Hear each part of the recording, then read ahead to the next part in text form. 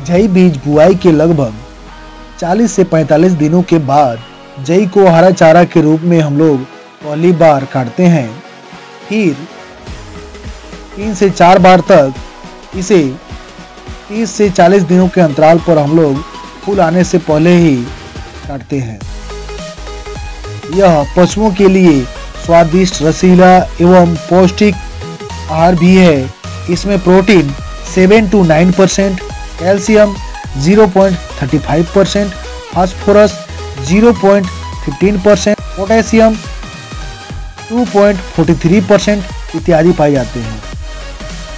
जई को हम लोग ज़्यादा बार तक काट सकते हैं इसलिए क्योंकि यह तेजी से बढ़ता है।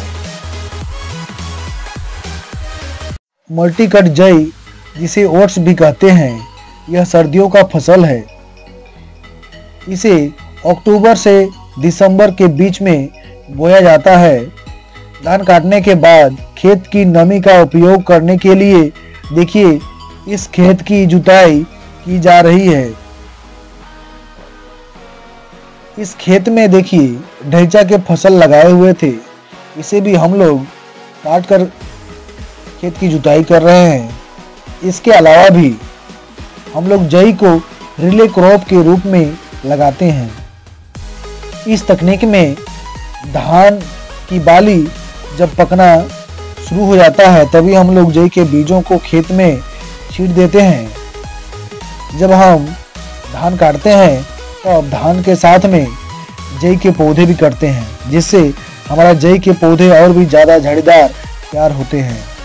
इधर हम लोग जई के बीज को दुकान से लाकर बीजों का उपचार बीजामृत एवं बीज संजीवनी से कर रहे हैं, ताकि हमारे बीजों का अंकुरण ज़्यादा हो और जल्दी हो। बीज उपचार करने के बाद इसमें लकड़ी के राख मिला दे रहे हैं एवं अच्छे से मिक्स कर दे रहे हैं।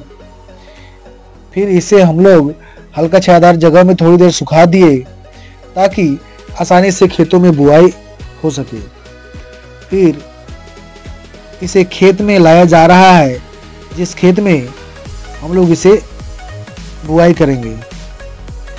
जब खेत का अच्छे से जुताई हो गया उसके बाद 40 किलो जई के बीज प्रति एकड़ के हिसाब से खेत में छींट दिया जा रहा है। जब बीज बुआई पूरा हो गया तो ट्रैक्टर का पट्टा से पट्टा मार दिया जा रहा है ताकि हमारा खेत समतल हो सके, चारों तरफ एक समान। साथ ही पट्टा के साथ हल को भी हल्का हल्का जमीन में घुसाकर चलाया जा रहा है ताकि बीज आधा इंच से 1 इंच तक जमीन के अंदर घुस जाए, जिससे हमारा जई के बीज बर्बाद नहीं होंगे।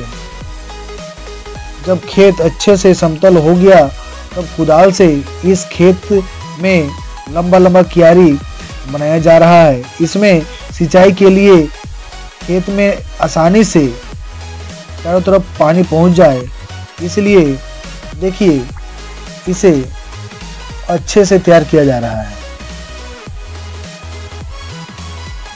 ये नाली साइड देखिए अच्छे से तैयार किया जा रहा है और इस नाली को खेत के मेड साइड में बनाया जा रहा है।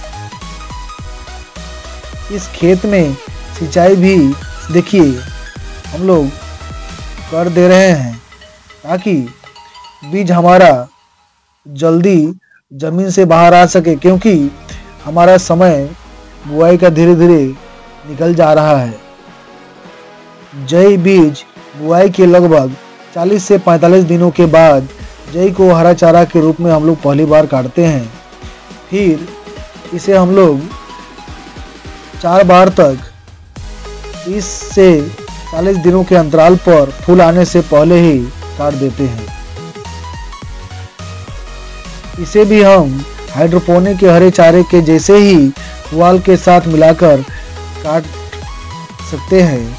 यह हरा चारा डेयरी फार्म के लिए एवं अन्य पशुओं के लिए एक संतुलित आहार है। यह हरा चारा का एक अच्छा विकल्प है।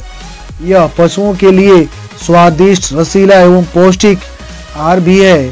इसमें protein 7 to 9%, calcium 0.35%, phosphorus 0.15%, potassium 2.43% इत्यादि पाए जाते हैं। जई को हम लोग 4 बार तक आसानी से काट सकते हैं क्योंकि यह मल्टी कट जई है।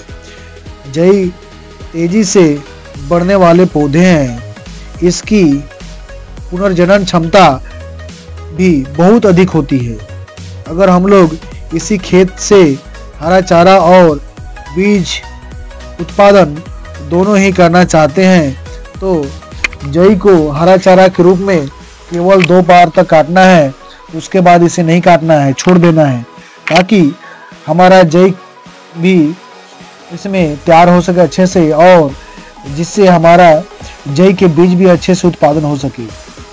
फिर देखिए इसे जई के बीज भी अच्छे से उत्पादन हो जाते हैं।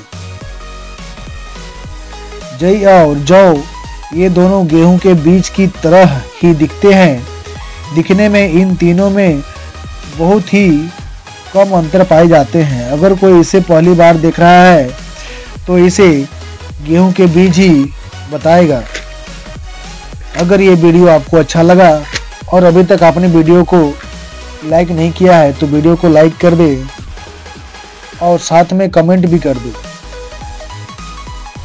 अगर इस चैनल में आप लोग पहली बार आए हैं तो चैनल को सब्सक्राइब भी कर दें।